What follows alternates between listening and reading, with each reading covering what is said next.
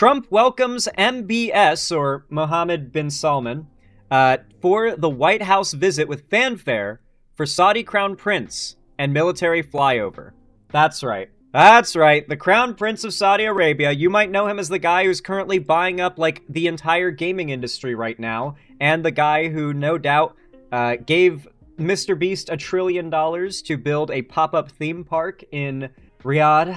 I'm sure we'll end up doing a video where we react to what that is like in the future, but for now, the Crown Prince of Saudi Arabia is coming to visit, and this is just embarrassing. Like, I don't even think that most Trump supporters are going to defend this. Because once again, this is an example of Trump engaging in some not-so-America-first behavior. You know? Not so America first. So, with that in mind, a lot of Trump supporters not going to be happy about this. So let's read this article and see how angry exactly they're going to end up being. If you end up enjoying this video, leave a like, a comment, a sub if you want to see more from me, and hype the video as well. Really does help a lot. Comment down below.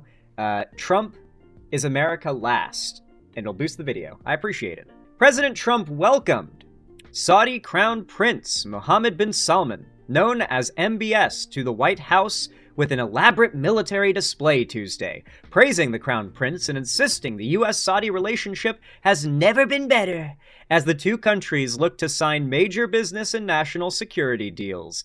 Now, correct me if I'm wrong. Yes, I am not mistaken.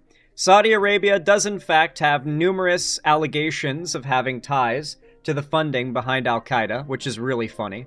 Apparently a lot of charities and just fundraising platforms in Saudi Arabia are thought to have, like, been a big part of Al-Qaeda funding, so I think that's pretty ironic. You know, that's pretty ironic.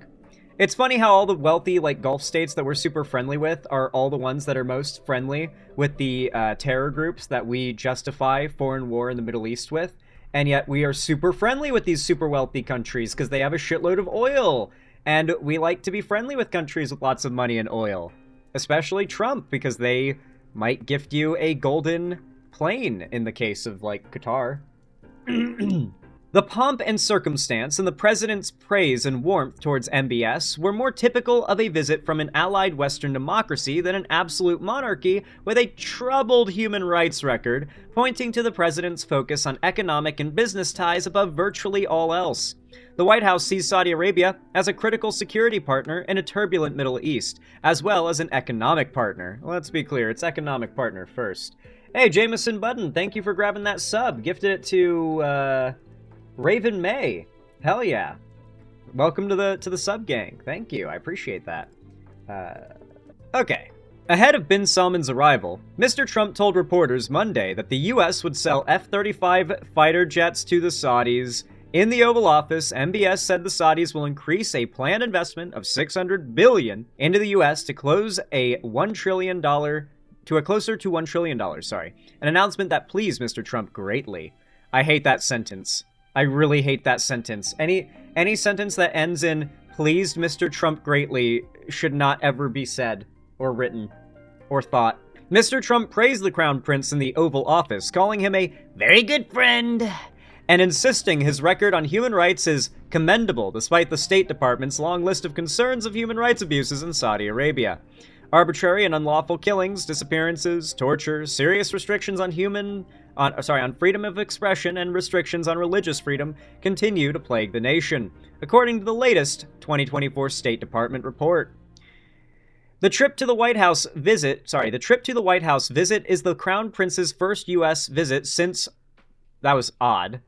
The trip to the White House is the Crown Prince's first U.S. visit since Washington Post journalist and human rights activist Jamal Khashoggi was killed in 2018 when he got chopped up, if you guys remember that, in a Saudi consulate in Istanbul by members of the Saudi government.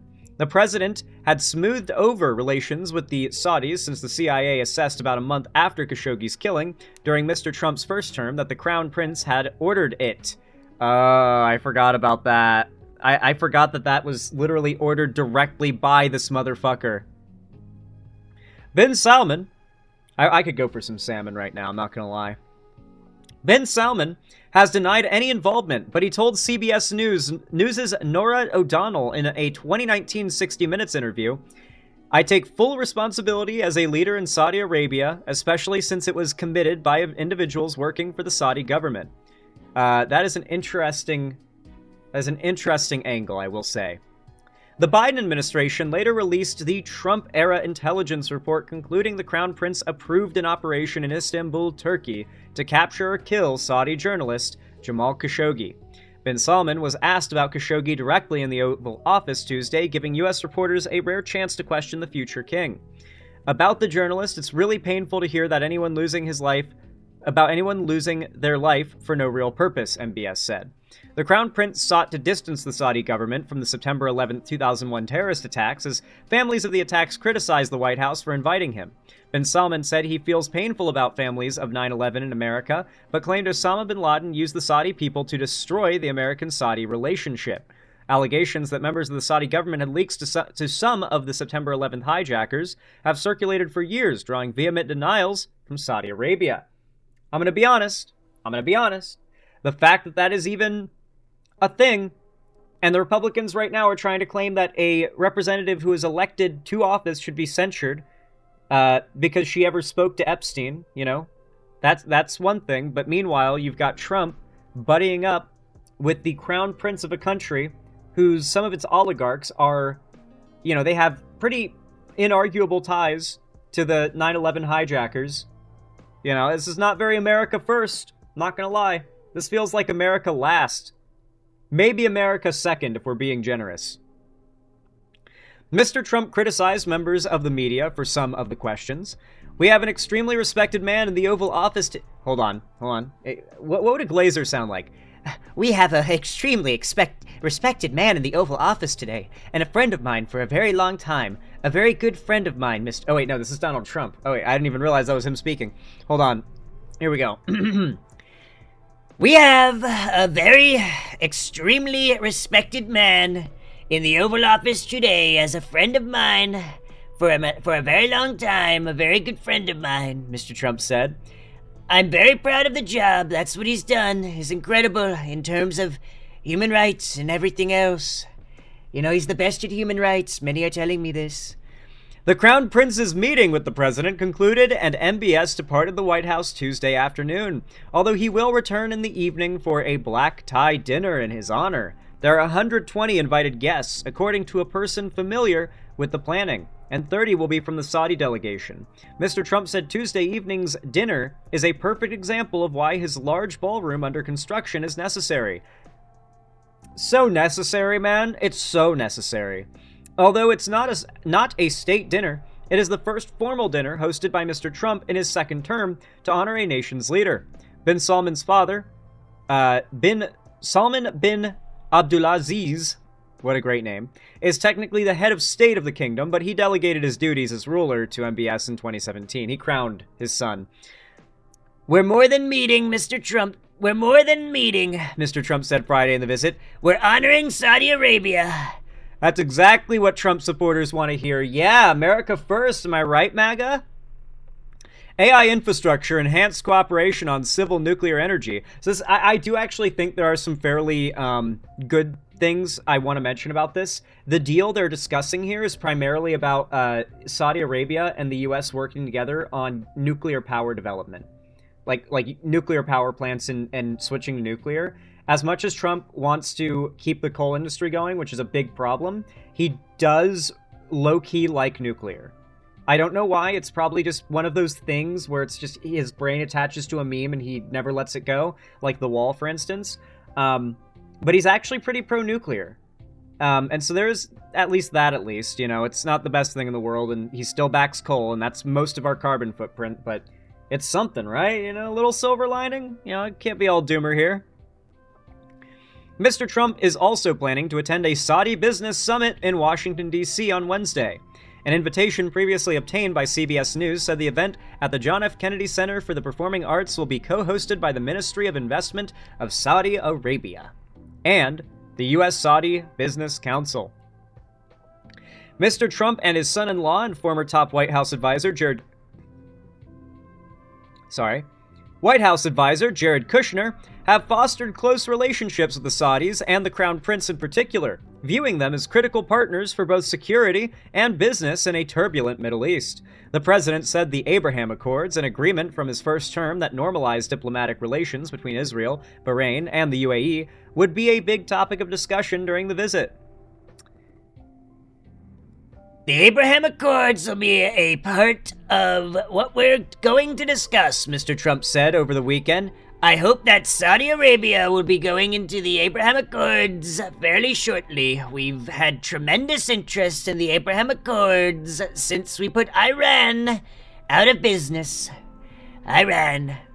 Mr. Trump recently told 60 Minutes contributing correspondent Nora O'Donnell that he thought bin Salman would join the agreement, although the Saudis have indicated that would not happen without a path to Palestinian statehood. Ooh. Hold on, that's actually, you know what? Okay, hold on, all right.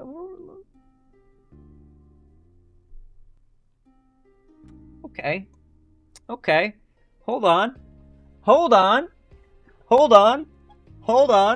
Wait a minute. Hold on. Wait a minute. The Trumps also have extensive and long-held personal business ties in Saudi Arabia. Last year, the Trump organization announced plans for the development of a Trump Tower in Jeddah, a major Saudi city along the Red Sea.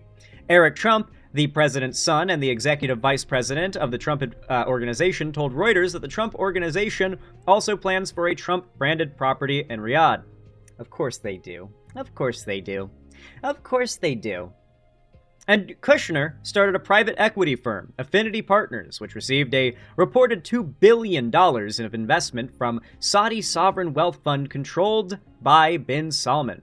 Asked about the potential conflicts of interest given his family business ties, Mr. Trump insisted Tuesday, I have nothing to do with the family business. Nothing to do with it. They've done very little with Saudi Arabia, actually. I'm sure they could do a lot more, honestly. Mr. Trump said of his family. Following the killing of Khashoggi, Mr. Trump did not seek to punish bin Salman personally during his first administration, and said he viewed Saudi Arabia as a great ally, noting the economic ties between the U.S. and the Saudis. The Trump administration did sanction 19 Saudi nationals over the killing. Our intelligence agencies continue to assess all information, but it could very well be that the Crown Prince had knowledge of this tragic event. Maybe he did, and maybe he didn't, Mr. Trump posted on social media in November 2018. That being said, we may never know all of the facts surrounding the murder of Jamal Khashoggi. In any case, our relationship is with the Kingdom of Saudi Arabia. They have been a great ally in our very important fight against Iran. Human rights advocates are dismayed about the treatment bin Salman is expected to receive in Washington, not only because of Khashoggi's murder, but also because of Saudi Arabia's human rights record under bin Salman.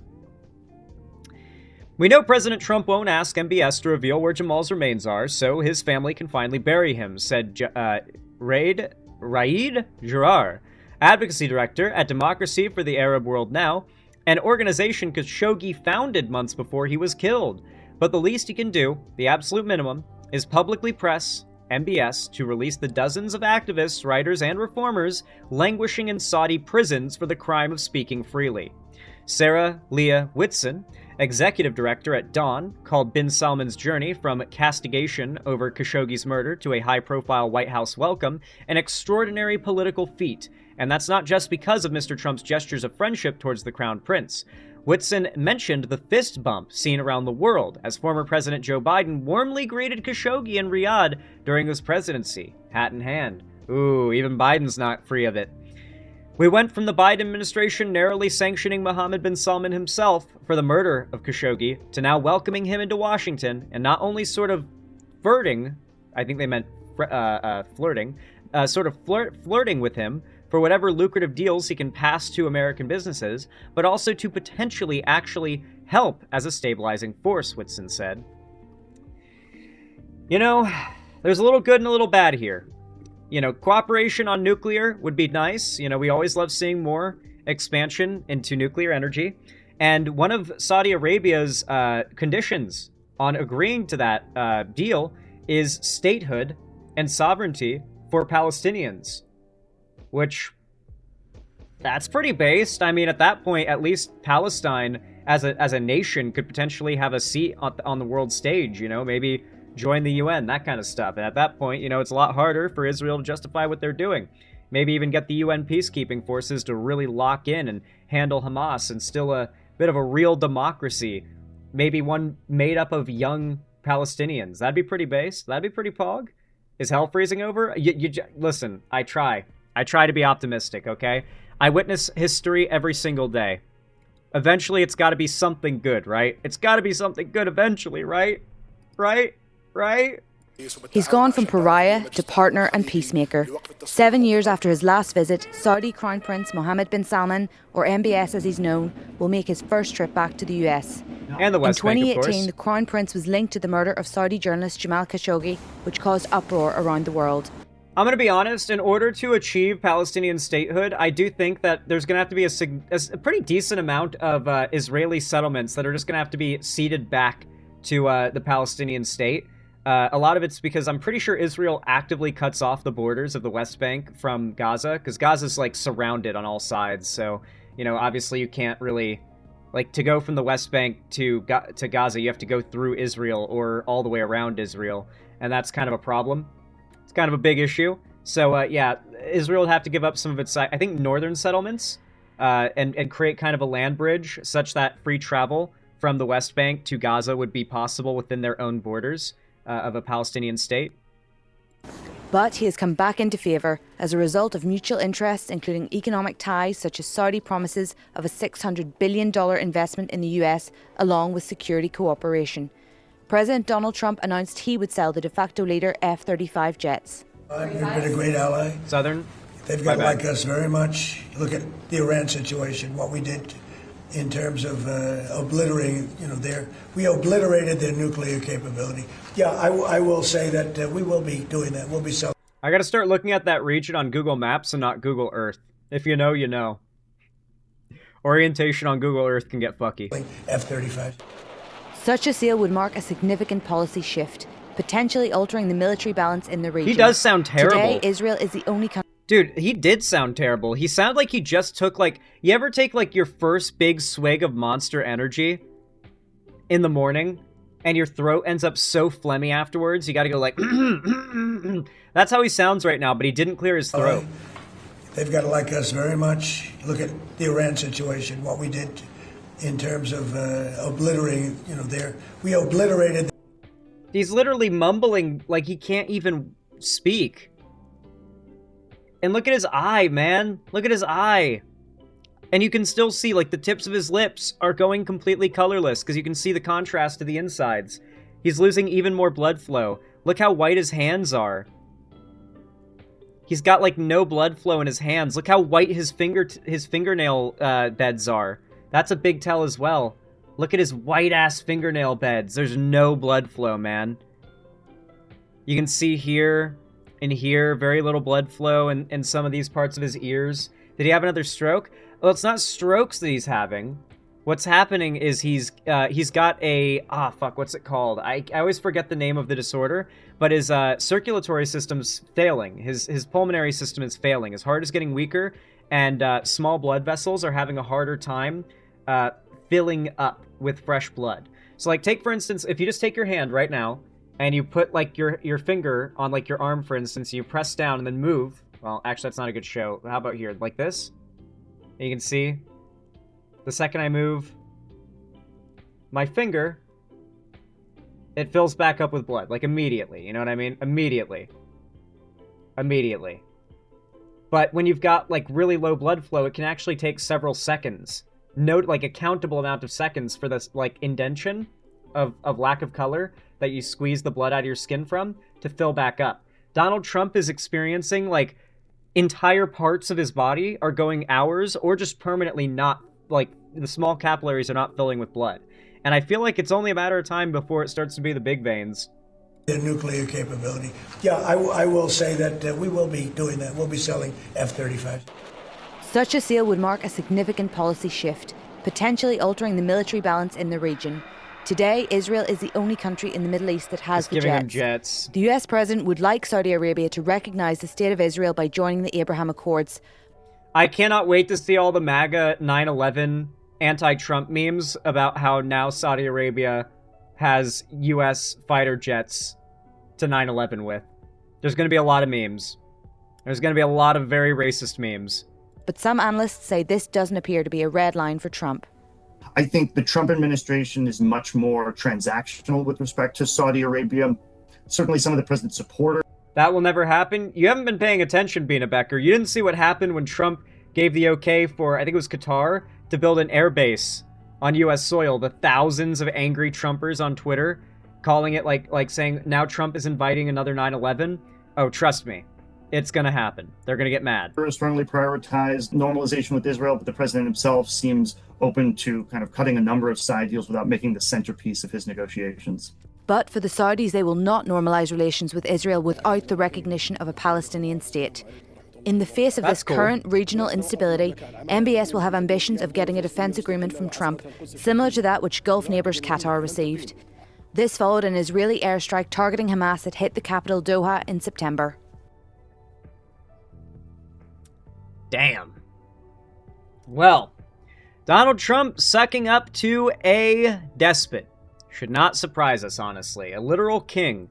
It's, well, a prince, but, it's what Trump wants to be, so no wonder they're getting along so well. And, it's so funny how Trump gets along with dictators and monarchs better than he gets along with democratically elected leaders of the free world. I just think that's, it's very interesting. But yeah, Trump's definitely going to suck him off. We all know. He's going to suck him off. He's going to do it. But ironically enough, Trump's greed might be somehow what breaks the trend and somehow gets Palestinian statehood to happen. That would be pretty crazy. That would be pretty awesome.